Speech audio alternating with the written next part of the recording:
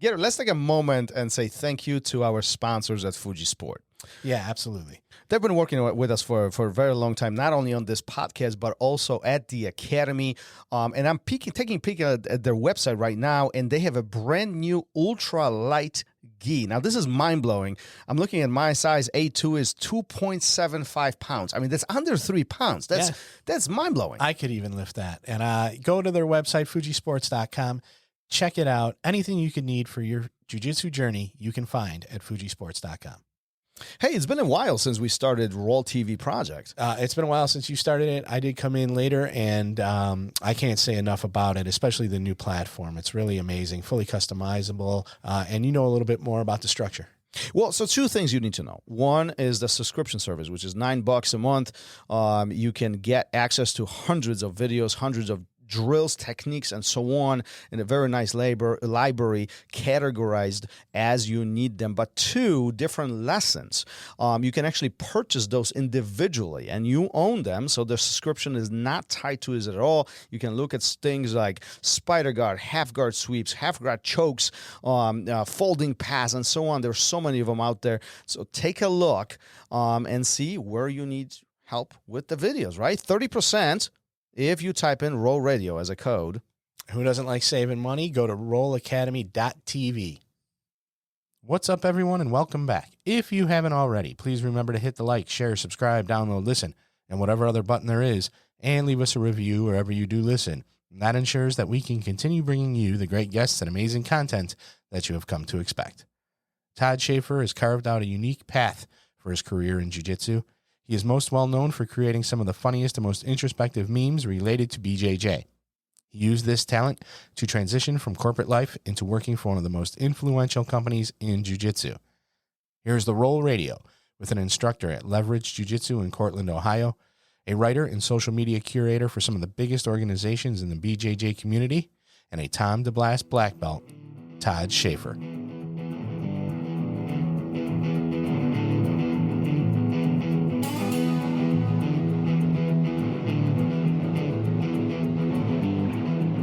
Welcome to Roll Radio.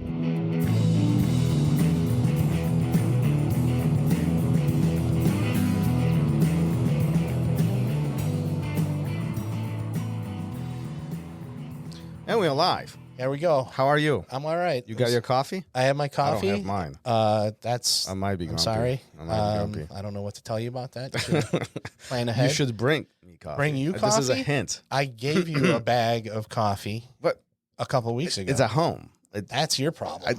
Why are you grumpy? Wow. Again, shots fired. Because I'm grumpy because you're accusing me of not taking proper care of you when I gave you a whole pound of coffee the other day. And if you're too lazy to make it, I can't. Oh, there you go. There you go. So that's where it's going. It is where it's going. Fair enough. Your weekend was good? It was very good. Lots of friends, lots of family, a little bit of jiu-jitsu in there too towards the end. So yeah, it was good. Yeah, you ditched me on Saturday or Sunday. You avoided me. Oh, like not rolling with you? I don't, since our relationship has changed into this, it's weird rolling with you now. It's like, I don't know, man. You avoid it. Avoid me. It's too familiar. You know what I mean? Like I'm freaking out about it right now. It's just, I don't know. It's gross. Oh, well, gross. There you go. So let's move on though. I think we'll settle this type of conversation later. Todd, welcome to the show. Do you see what I have to deal with every single day? This is it. It's just, wow. That's what you get. Yeah, I would have brought coffee, and I'm not sure about the not rolling with each other. That's we might need to talk to bring another professional on. Yeah. I don't know what my hangups become, but it's literally like I'm itchy. I'm like goosebumps are going to start popping up soon. I don't want to talk about it. Let's move on. You allergic to me or something? Maybe. I don't know. It's like, do you ever like a close friend, but then the relationship changes a little bit, and all those things that you used to do together aren't there anymore. It's weird. Are you telling me our relationship is not good? No, I didn't say it's not good. It's just different. Oh, that's all. I don't know. It's blossoming. Your relationship's blossoming. It is. That's what I think. That's what's happening. Why am I the only one laughing about this? I'm laughing. No, it's changing for the better. Plus, I don't get my ass kicked as much, so I'm good with that. There's that. Todd, great to have you on the show. Sorry about that. Thanks for having me. Exchange here. Listen, we talked about before we started for a moment, but I love your Instagram profile photo. I mean, you truly made me smile, and you were sharing that it was kind of coincidental how all this started. Why don't we start there? How all these memes and these funny posts that you make originated? So I started like everyone else, excited about Jiu Jitsu, excited about training in the martial arts. I started relatively late. I would say I was in my mid 30s, and I had actually blown 2 discs out of my back and out in my back rather. And as part of sort of my rehabilitation, not only did I seek out chiropractic help and all, medical help, I also wanted to get into better shape. And I did a stint for about 3.5 years of Taekwondo, which was probably not the best martial art for back rehabilitation. It's hard with 2 injured discs to throw your leg up into the sky and spin around. But eventually I lucked out. We didn't have any local jiu-jitsu academies, but I had a guy who became a friend teaching an intro class nearby me. And I took that class, and the rest is history. That was almost 15 years ago now. And during the process, somewhere I had seen, and I can't recall what the first meme was I ever saw. This would have been around probably 2008. And I just started something inspired me to take famous faces. And the first one that I ever had that went viral was Hannibal Lecter looking out from his jail cell. And I made the caption, blue belts watching the new guy sign up. Because he had that face where he was about to consume something, usually a person. And I just thought it was hilarious, and kind of entertained myself. I'd share them amongst friends and post them on my Facebook, and I might have 100 acquaintances or whatever.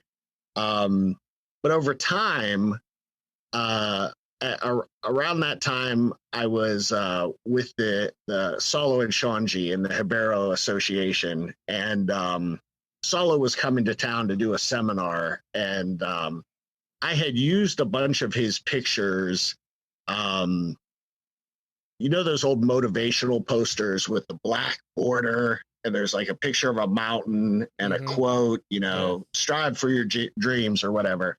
I would use pictures of Solo and just make funny captions, almost like demotivational posters in a way, but kind of poking fun at the struggles and the ups and downs of, being a white belt, being a blue belt. And he liked them. And they kind of caught his eye, and he would later ask me to help him with the Hibero Association website. Through that work, I would eventually connect with Rafael Lovato, who I did a lot of work with, and who I continue to work with today on his current projects. Making memes, making motivational posts. It's just sort of laid the groundwork for what I've been able to kind of. I did that for no pay for years, and eventually I connected with BJJ Fanatics, and I kind of became their social media guy, and we've built that Instagram up to 300,000 followers. We have 135,000 folks in our Facebook group. I do the Instagram for all of the sister sites of the company, Dynamic Striking, Fanatic Wrestling, Judo Fanatics, Strong and Fit, Effective Self-Defense. I'm losing track. There's about 7 or 8 total. Do you think that because that converted into work, do you think that took the fun away from it that you talk about that really inspired you to do it in the very beginning? No. I feel like prior to that, I was a corporate guy. I was a sales guy. I sold technology to the government. And so I did all of these projects on the side. I had a real job, so to speak. And it was okay. But it wasn't jiu-jitsu. It wasn't jiu-jitsu related. Now my whole life revolves around jiu-jitsu and social media. And I think it's at 50 years old, it took a while, but it took about 20 years in the corporate world to find a job that's not a job anymore.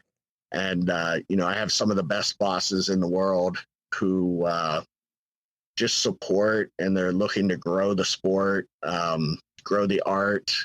I'm just very lucky. I'm very blessed. And it all started with goofy pictures with captions. So let's talk about that for a little bit.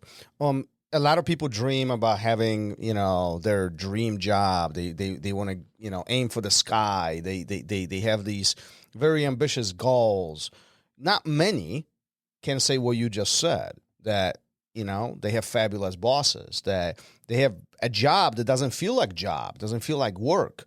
What was the part of the success that you found to get to the point where you are today? I would say that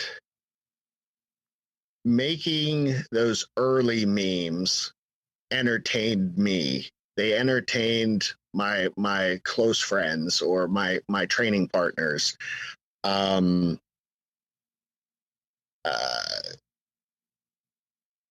made thousands upon thousands of them. I worked with Jiu Jitsu Times. I was making 3 to 5 memes a day, just because I loved it, and I wasn't making. I could barely fill a tank of gas with what I was making. I feel like that helped me. And I had a few supporters along the way, people like Rafael Lovato, Salo, Tom Deblass, who saw value in what I was doing on a deeper level. Not just, I always deal with everything with humor, but I found that they could be inspirational as well. And I've had people reach out to me and say, I saw your memes, over this length of time, and I signed my family up for jiu-jitsu.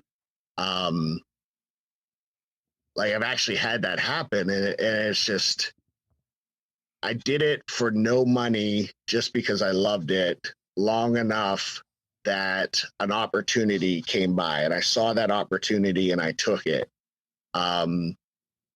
So I think no matter, there's a million ways to do what I did. You have to start, though, with something you love, and you have to start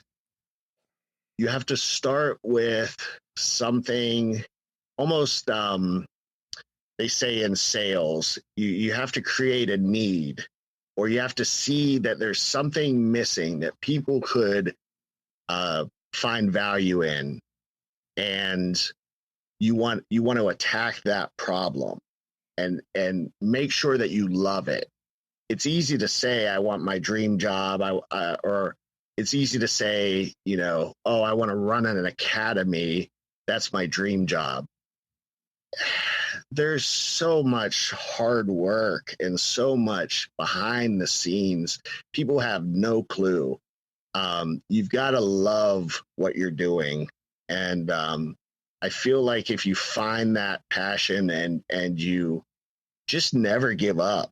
Like I had a lot of people that thought what I was doing was just silly. And a lot of times I thought it was silly. And maybe it is to some degree, but here I am. I just never gave up, never stopped doing it. And I'd still be doing it like I was for free.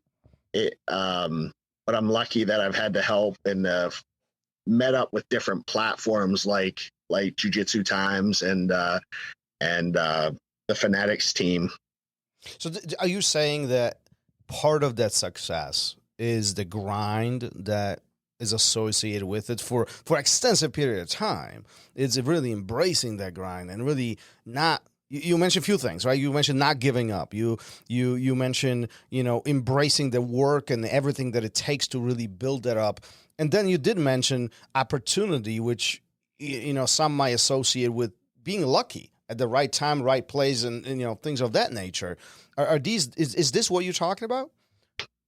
Yeah, I think the grind makes you helps you perfect your craft. It's the same as being a white belt, learning a move, and just working it until you cannot do it wrong. I feel like making those thousands upon thousands of memes, not all were funny. I thought they were funny at the time. But feeling that constant, getting that constant feedback, when something didn't hit that you thought was going to be great, it was a challenge, and I think I don't know that it was luck. I don't know that.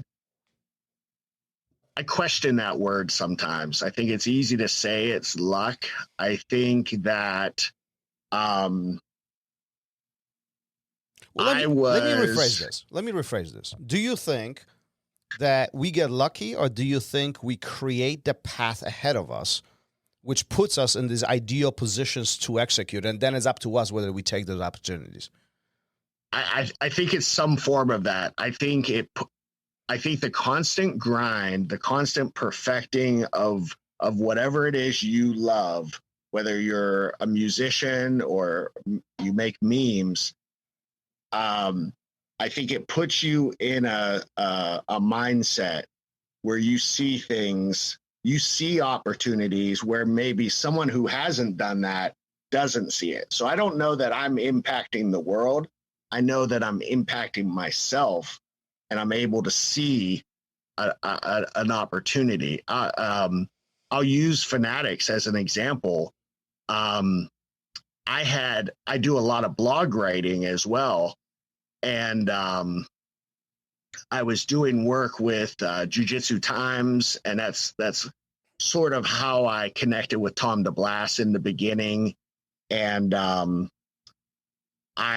I was doing a lot of that, plus memes, and just kind of grinding away, making a little tiny bit of money here and there. And I saw somewhere, I can't even remember where it was. It might have been an email blast that Michael Zenga put out where they were looking for bloggers. So I reached out to him, started a conversation, started sharing some stuff I had written, and it was just a very entry level position, not a lot of money, just to write some blogs. And around that exact same time, Fanatics only had a few. I think their biggest person was Bernardo at the time, or the biggest name was Bernardo at the time, and they may have just started working with Craig Jones, but I don't know that his product had come out yet. Around that time it did, his down under leg locks, that was really popular. But Tom could almost at the exact same time started talking with Zenga. So he and Zenga, me and Zenga, I tell him I'm a Tom Deblass student and eventually a black belt. I wasn't at the time; I was a brown belt at the time, and he started a relationship with Fanatics as well, and it was just this sort of timing thing where we all. Tom put in a good word for me. I obviously, not that it matters, put in a good word for Tom, and Tom became one of their first sort of newer big hit stars, which eventually opened doors for a lot of people. So I think it's just being in that, creating that mindset where you're hungry, but you love being hungry, and it's okay if you stay hungry. And just So like I said, I'd still be doing it. I'd still be doing it regardless. let me challenge you on this, because and first of all, I love what you're saying, and it could not be more true in my mind that we do create our own opportunities and we create our own paths. But so often we hear individuals say, "But this and this happened to you, but you had it easy because of this and this. Oh, you were associated with Tom Deblass, and that helped you. I'm not. You got connected. You have the upper hand." And there's always these reasonings why you're successful and I'm not. And often, very often, at least in my eyes, people fall into these points of entitlement almost, that you are successful because there was all these circumstances of luck surrounded by you. And yet I am so unlucky because none of that happened to me. What is your train of thought on this? I think it's easier and more widely accepted to speak in those terms than to do the work. Thank you. And I'm not saying at any point in my 50 years I've shaken my hand at the sky, at fate, and said, if only I could have been born in Sao Paulo and started jiu-jitsu when I was 5 and yada yada yada. Honestly, it's a little bit of nonsense, and I think a lot of the world is designed to push us towards that way of thinking that you just described, where I'm stuck, I can't pull myself out, maybe I need help from someone else, the government, whatever. And so it's out of my hands. It's not my responsibility anymore. That's what I would say to that. That I would say, as long as you're breathing, it's what I tell students when I teach classes. And they start getting sort of panicky in a bad spot. I tell them to sort of embrace that, and as long as you're breathing, you're still in the game. So, there's no best time to start. Yeah, I wish I would have done this years ago, so I didn't work 20 years in corporate jobs that I enjoyed, but I'm not going to be remembered for them.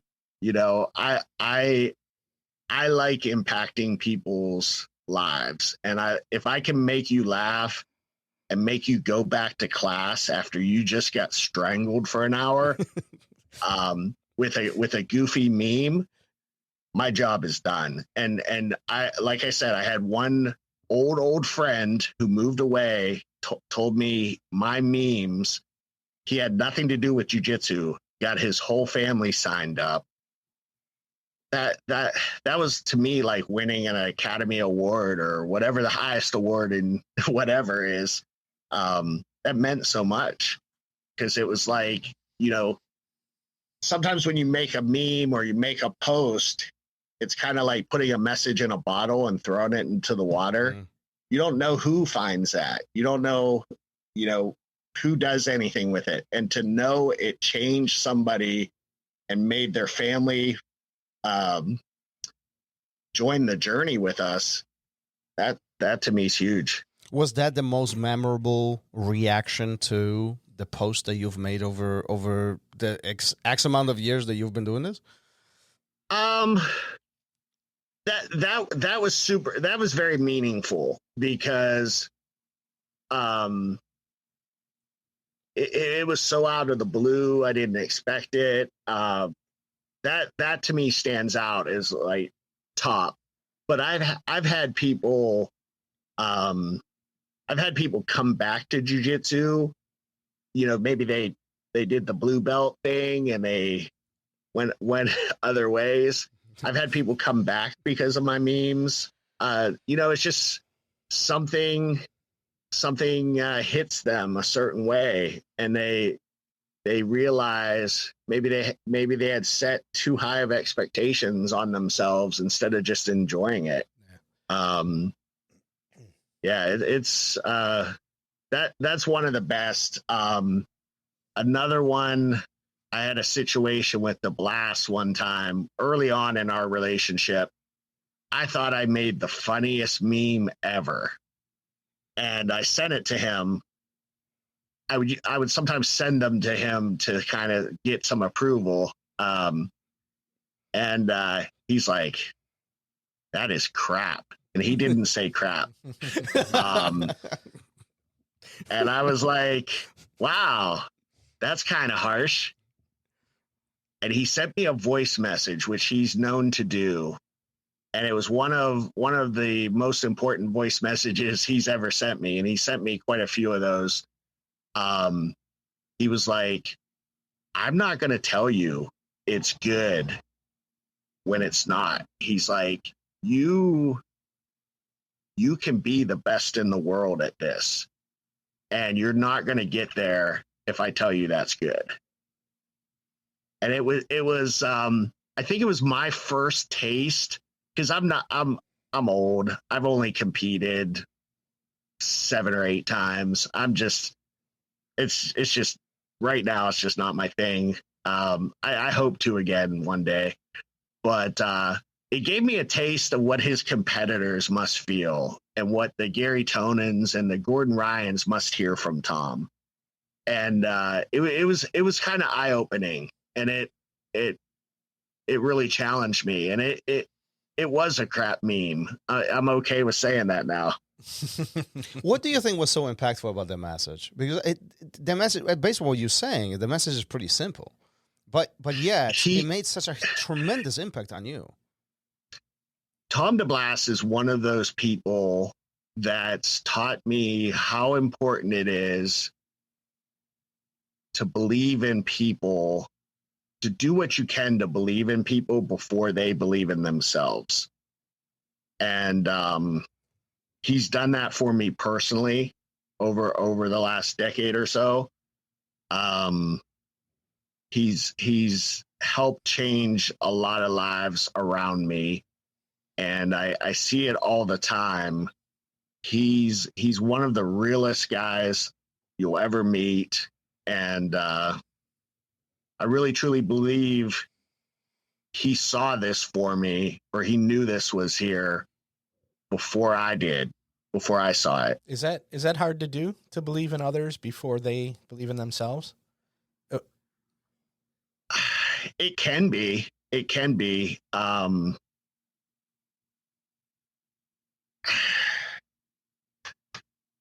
Yeah, it can be. I mean, how do you, you've been doing this for 15 years. You've seen so many people come and go. How do you keep up that mentality? When you've seen, you were talking about, excuses earlier and stuff. How do you keep pushing forward with that, and not be deterred? In terms of our students, the folks I work with in my classes, for instance,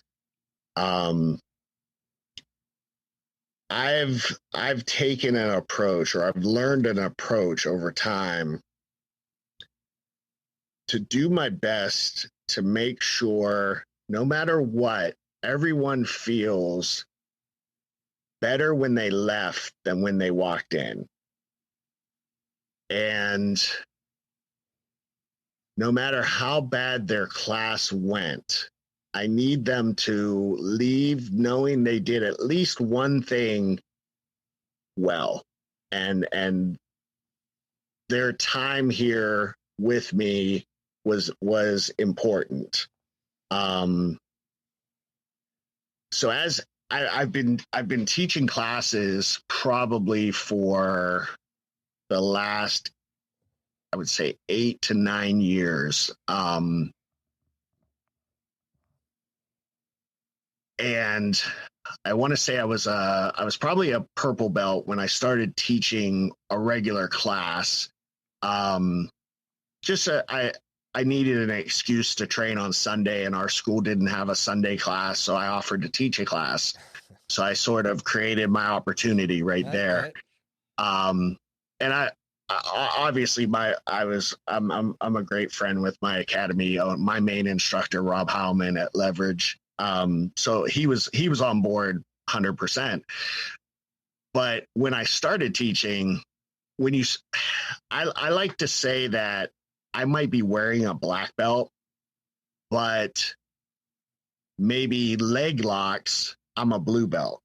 Maybe I listened to one of your earlier podcasts this morning with Adam Rezovic, and you guys were talking about he was talking about learning every single move, like barambolos and things like that.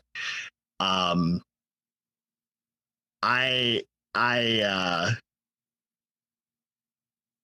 kind of lost my train of thought a little bit.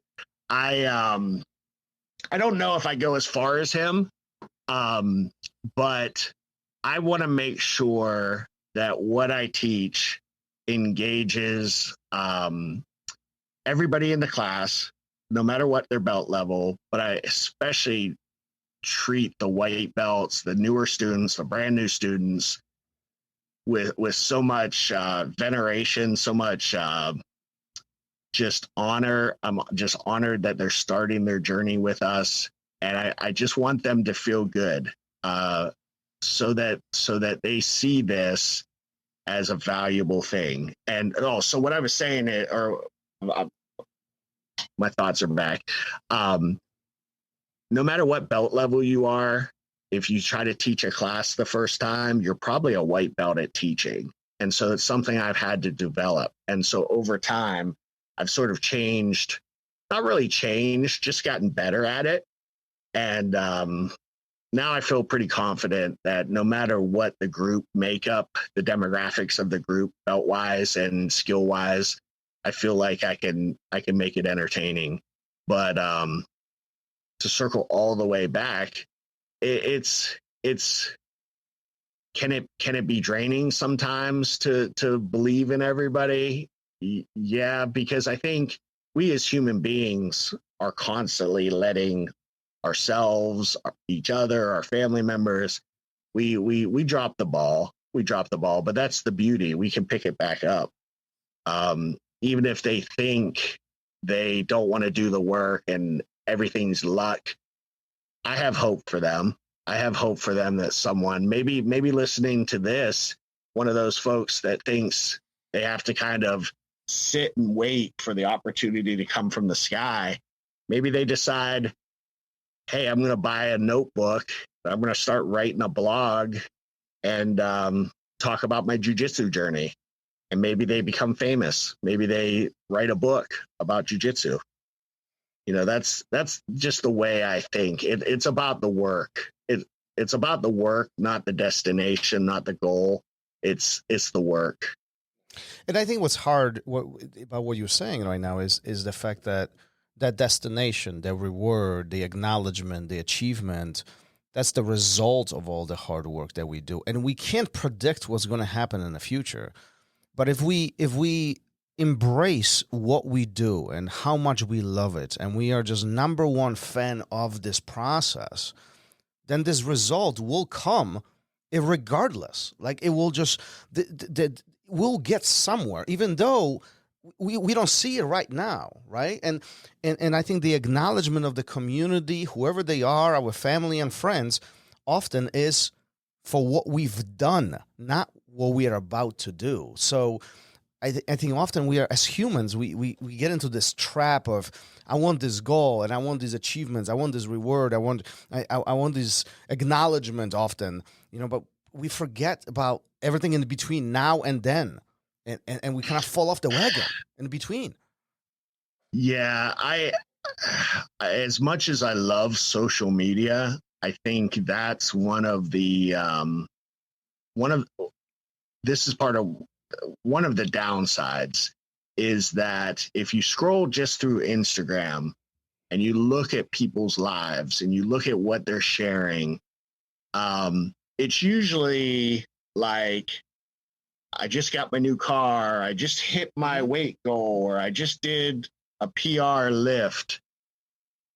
Those are all wonderful things that should be acknowledged. Great job. Congratulations on your success, whatever it is. But like the old image of the iceberg, it's just the tip. Just the tip. It's just the tip. And it took a lot of crappy, according to Tom Deblass, memes for me to get where I'm at. And I'm not even saying I'm at the tip. I'm not anything special, but I've been able to go a route to make jiu-jitsu my life that might not be the standard route. Like in the past, the model was learn jiu-jitsu, be a successful competitor, open a school. I didn't go that route.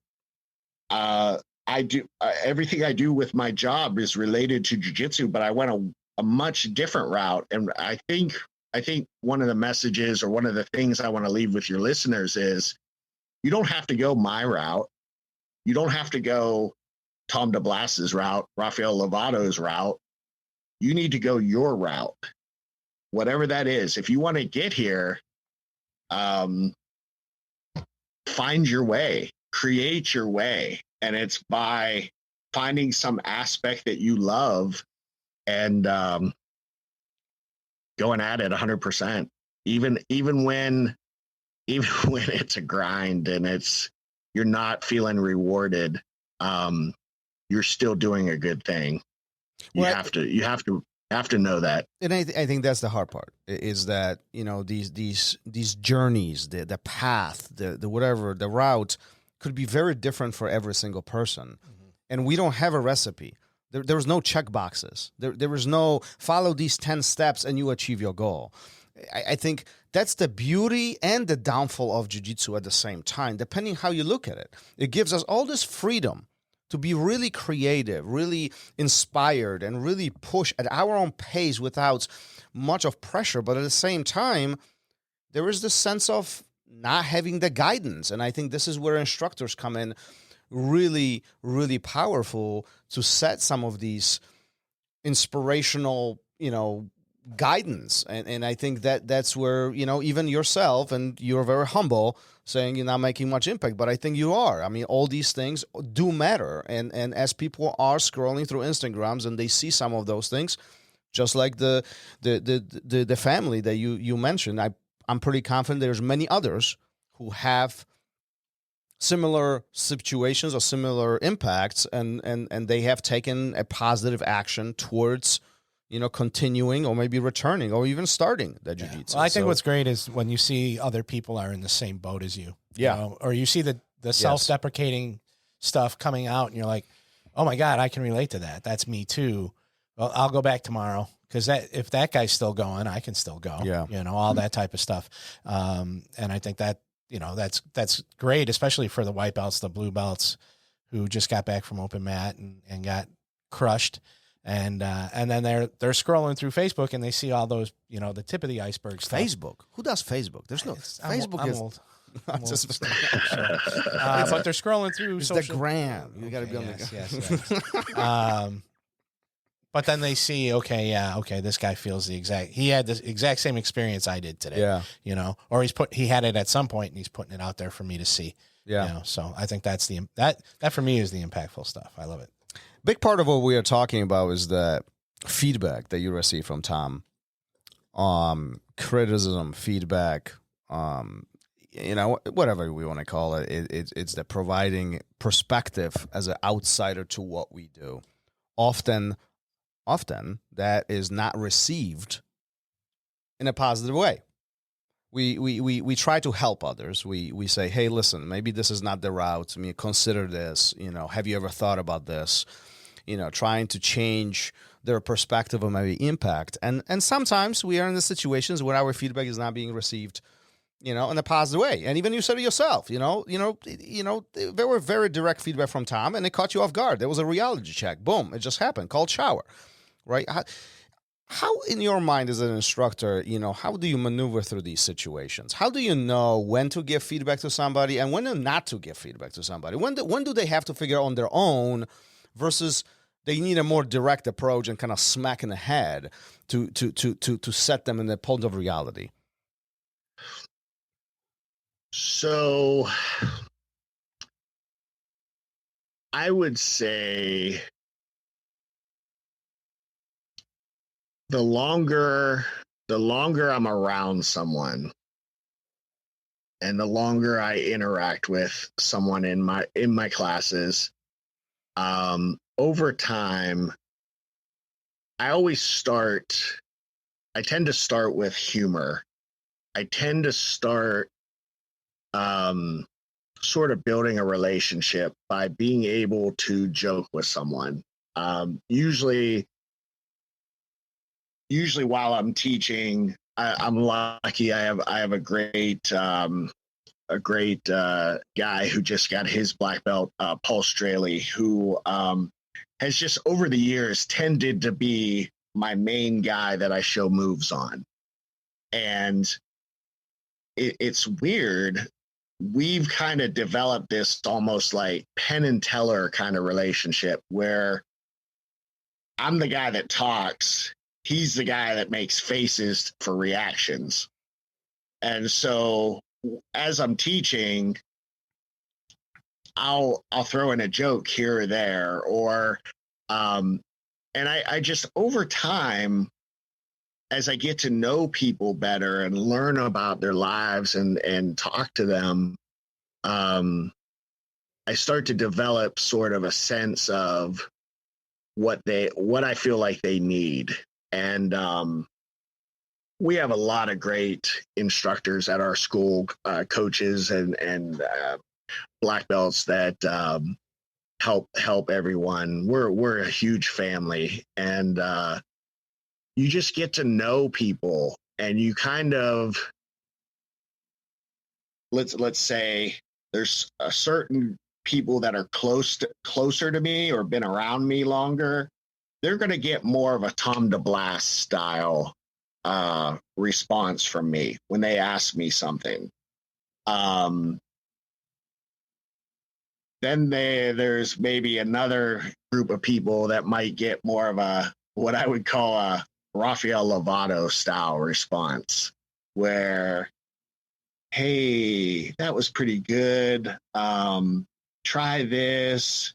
We're gonna work. You're on your way. Kind of like be free and do your thing. Whereas Tom's Thor's hammer comes down when he's giving you feedback. It's you've done something to anger the gods. So I just feel like I feel like I do a decent job, but I always say to myself, like, what can I do better? What can I do better? And there's certain students I've come across over my time where they're not real responsive. So maybe maybe it comes out differently. It comes out non-verbally. It comes out when we train. And they get the message a different way. I've had that kind of scenario, but yeah, it's trying to understand people. Teaching jujitsu is one of the hardest things I've ever done. Doing jujitsu was hard. Teaching it is very hard. It's something I probably consider myself a one stripe blue belt at, and with a lot of room to grow. I've been lucky to be around Gordon Ryan and Gary Tonin and seen them teach. It's pretty amazing. Tom as well, Raphael as well. There would be a lot of people listening to. There would be a lot of people listening to this, and they might respond. Listen, you're a black belt. You've been teaching this for you've been on the mat for 15 years. Why are you referring to yourself as a blue belt with one stripe? I mean, like, shouldn't you be an expert right now? I consider myself a blue belt with one stripe in the art of teaching jiu-jitsu. I feel that I do a pretty decent job. I can get by, but I want to believe that I'm never going to get to black belt, you know, in a certain way. Like, there's always more to learn. Black belt for me is in no way, shape, or form the end. Mm-hmm. I feel like the second Tom gave that to me, I started over. And I look back fondly at my other belt, my colored belts. I miss them sometimes with all my heart. But I feel like I'm just now starting jiu-jitsu, and I just got my first degree in April. So I've been a black belt for 3 years. What separates, what makes a good instructor? What separates a good competitor, a good, somebody who's just good at the academy, who has the responsibility of teaching, to a good instructor?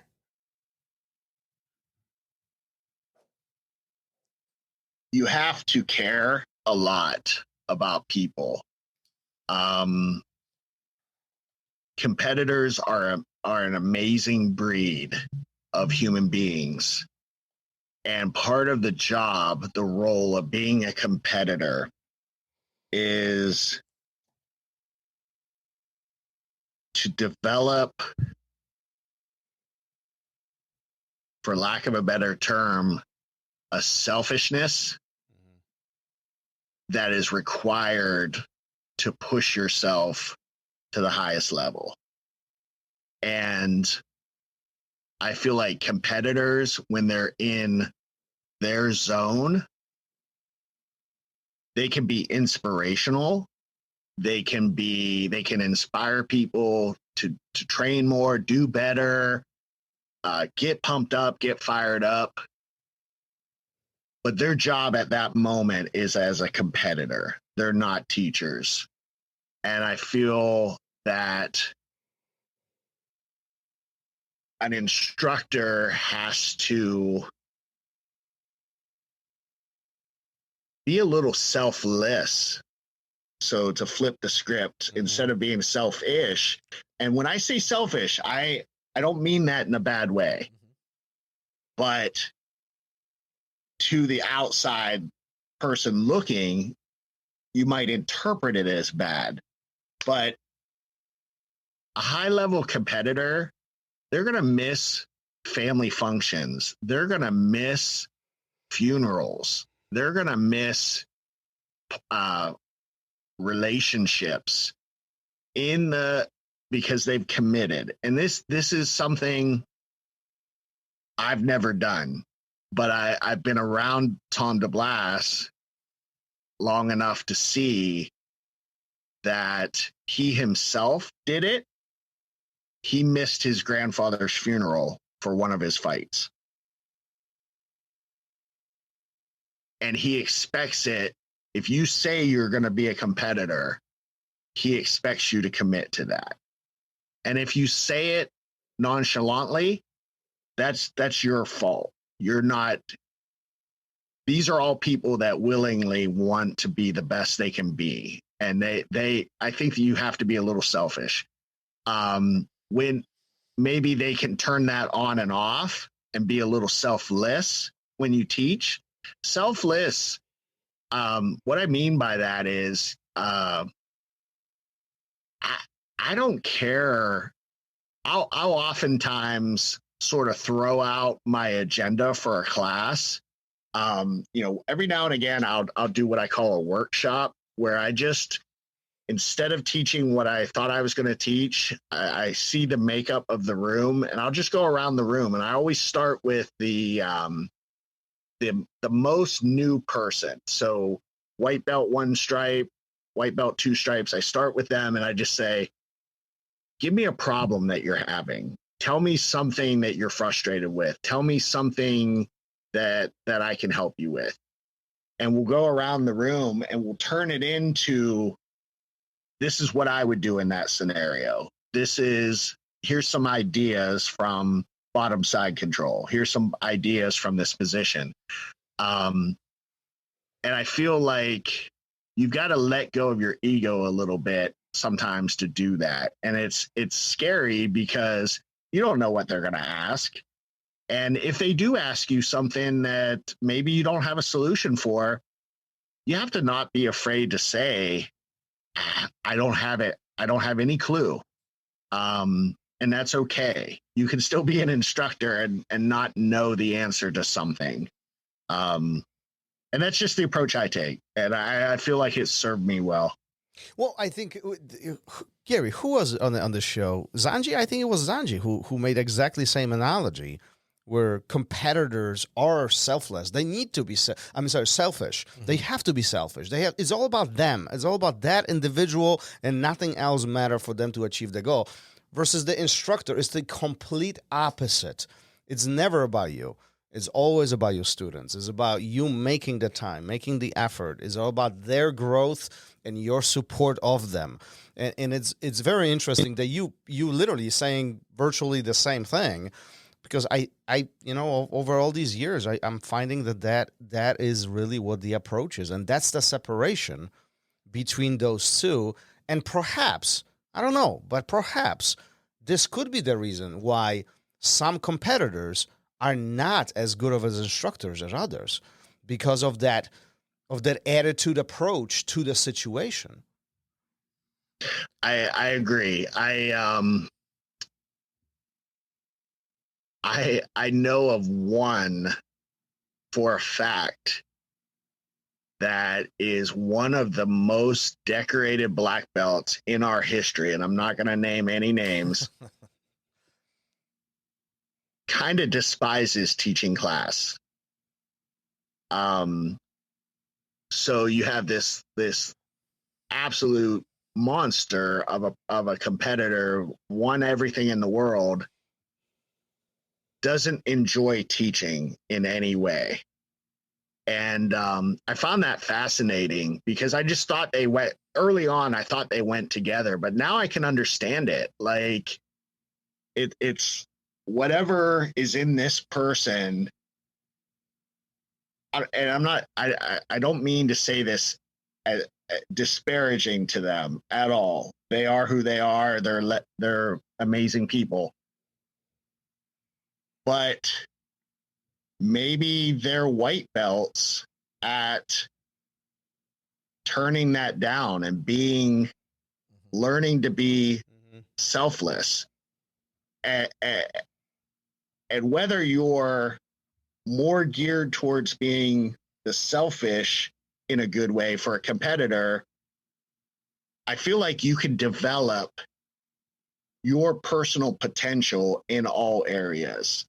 So even though I don't consider myself a competitor, I feel that if I spend enough time focused on that and do the work, I can reach a high, I might not reach the highest level, but for me, I can expand my potential in that area. So even though I might be a white belt overall at competing, I'll just compete more. I'll do the work. I'll lose. I'll tap. I'll whatever. And over time, I believe I'll get better.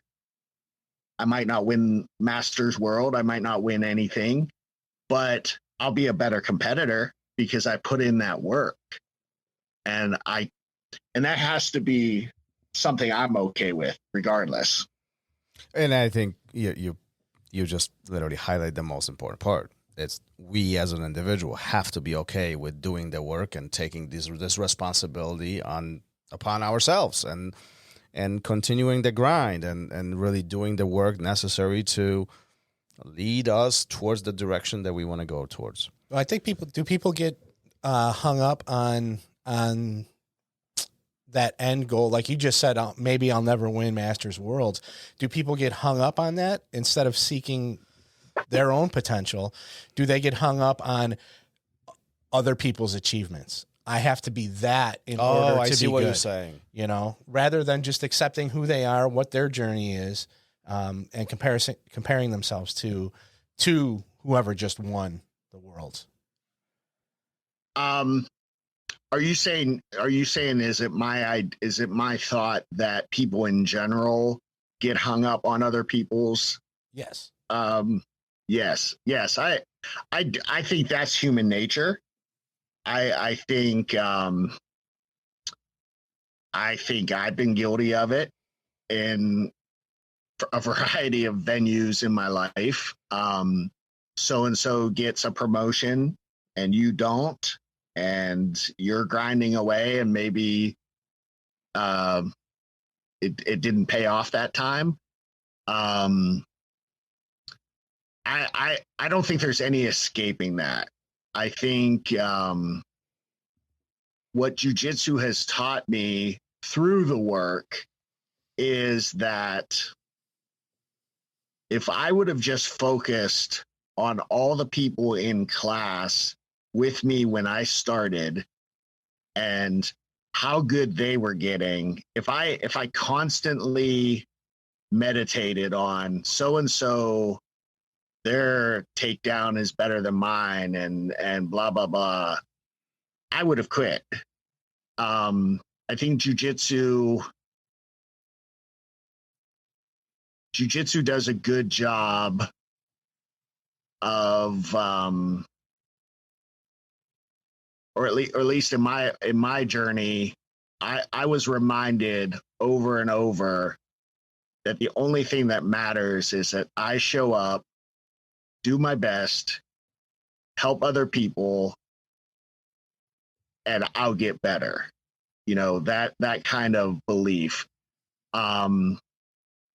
If you're hung up on everyone else, it's going to be a much harder journey. I'm sure the high level competitors at the very, very highest levels, I'm sure they're watching their competitors and like, ooh, I could have beat that guy or whatever, or that woman. But I believe they didn't get where they are without doing a lot of the work. And so you can have moments. It's kind of like cheating on your diet. You can have these moments where your mindset slips, and I've had plenty of them. But jiu-jitsu has taught me that I can either stay here in this poor mindset, or I can pick up. And over time, you just get sick of being miserable. And it's much more rewarding to me now to help others and kind of learn the jiu-jitsu I thought I knew coming up. What I find at black belt is I might have checked some boxes early before I really knew certain moves. And so I spend a lot of time relearning, almost like when you break your nose and you never get it fixed, but to fix it, they have to re-break it. Mm-hmm. That's kind of my jujitsu. Like, it's been a bunch of broken noses, and I'm finally getting the surgery to correct all my mistakes. That's a very or dramatic, at least that's what I tell myself. that's a very dramatic way. Oh man, what is that gold good mine stuff, information Dave. Yeah. today? Gold mine. Todd, we've been at this for an hour at this point. Before we start kind of wrapping it up, what we do every end of the episode is What I like about this is that we went really deep today, but this question is really silly. well, and who asked that question is Yes. phenomenal too. So it end of the episode, what we do is individual who sat in your seat on the show ask a question, not knowing that you will be the next one here, and Gary will take the lead. Yes. And should we tell him who it is? Well, yeah, we'll definitely tell you. But before we tell you that, we got to go one step. That person made us go one step back. We have to put it in the context. Okay, Right? all right. So Tariq Hopstock asked, as a competitor, would you rather have no arms or no legs? And that question went to Bernardo. And Bernardo wants to know, would you rather have no hands or no feet? He's taking it even deeper. And I don't remember what he said. I think he said he would rather have no legs. I think that's what it was. Yeah.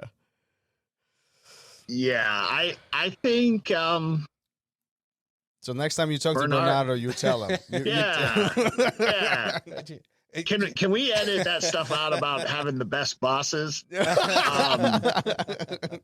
No. Bernardo is the sweetest guy I've ever met in my life. Our relationship's not blossoming like yours is, but it's still good. I would definitely say feet, and here's why I would say feet. Would you want feet or you don't want feet? Don't want feet. Okay. Simply because leg locks are my, no pun intended, Achilles heel. So if we wipe them out of the equation, there you go. I'm automatically in a better spot as a competitor. So that's how I would go. I love it. I mean, do you have prosthetics and you walk up to the edge of the mat and take them off, and your opponent's just like, son of a bitch. There they go. Yeah. Hopefully they're good straight ankle lockers, and I'll just pop them off. Nice. All right. What a phenomenal end to this brilliant episode. Todd, if anybody wants to connect with you, more personal level, reach out to you. Where are you at? Where are you to be found? Where are your memes? Where's everything? Where's Todd? So meme wise, you can find me on at bjj.fanatics on Instagram. My personal account, you're welcome to follow me as well, at Todd M. Shaffer, M for my middle name. I also work with Raphael on his Timeless Jiu Jitsu project. So if you please follow at Timeless_Jiu Jitsu. Join his Facebook group as well. It's a great place for more information, as well as the BJJ Fanatics Facebook group. I'm in and out of that quite a bit. Trying to think what else. That's about it. That's about it. You can follow our academy at Leverage BJJ. We're the only Tom Deblass affiliate in Ohio. We were the first official Tom Deblass affiliate. Tom's now has about 40 schools under his banner, all over the world, honestly. Obviously, follow Tom Deblass if you're not already. He's a wealth of craziness and inspiration and fun, and get his book. His book's fantastic. Rafael Lovato's got a new project called How to Win that's about to drop. That's going to be a culmination of his life's work. It's going to be amazing. So check that out as well. Awesome. Great stuff. Good. Phenomenal. Well, obviously, not obviously, but as always, we'll put all the links in the show notes. So if you guys want to check this out, feel free to do that. Go follow everybody. Go check all the new projects that the guys are working on. Support the community. Support the jiu-jitsu. Todd, thank you for being here. Thank you for designated this hour plus of your time in a busy schedule to really drop some wisdom, because there was a lot of good stuff that we talked about today, and we appreciate you sharing all that with us. Yes, absolutely. Well, thanks for giving me the opportunity. It's the work that you guys do that gives us silly memers a voice. We appreciate the kind words. All right. Let's wrap this up for today. Beautiful. Thank you so much. All right, later. Peace. Thank you for listening to Raw Radio. If you enjoyed the show, don't forget to leave us a review and help us make the show even more amazing. For future episodes, check out our website and follow us on all major podcast platforms. Take care.